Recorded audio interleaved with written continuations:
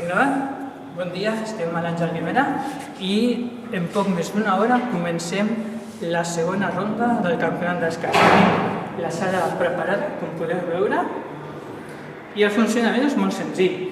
Tenim ordenades les taules de l'1 fins al 10, allà baix, de l'11 fins al 17.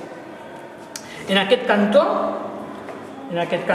a la dreta, van les negres, en el cantó esquerre van les blanques.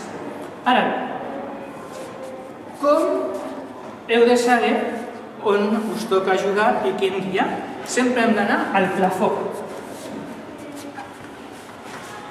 A mi se'ns acompanya.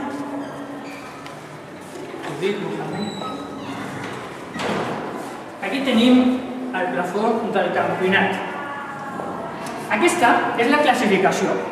Només hem disputat fins ara una ronda i evidentment que estan ordenats, els participants, segons els punts que tenen.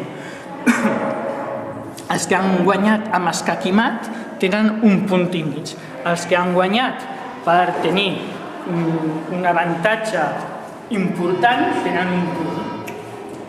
I mig punt els que han empatat. Avui, dilluns, 19 de febrer, juguen els que han guanyat amb escac i mat, s'enfronten entre ells. I tenim alguna partida més, dels que tenen un punt. Dimecres juguen els que tenen un punt, mig punt, i ja tenim alguna partida dels que van perdre rebent escac i mat, o bé per incompareixença. I la setmana que ve, dilluns dia 26, tenim els enfrontaments dels que tenen 0 punts. I tenim el funcionament del campionat, que us l'explico perquè molts de vosaltres em pregunteu.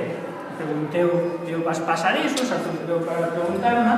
D'aquesta manera penjarem el vídeo al nostre canal de YouTube d'Escacs Navarrejat, que així no caldrà, suposo, que em feu tantes preguntes. Per què tenim 3 jornades per a cada ronda? Espera. Perquè sou 102 participants. No tenim tants taulers d'escacs i, a més, és complicat controlar totes les partides. Per això hem de dividir cada ronda, són 51 partides, en total 51 partides, i per aquest motiu hem de dividir la ronda en 3 jornades. Teniu alguna pregunta? Mohamed.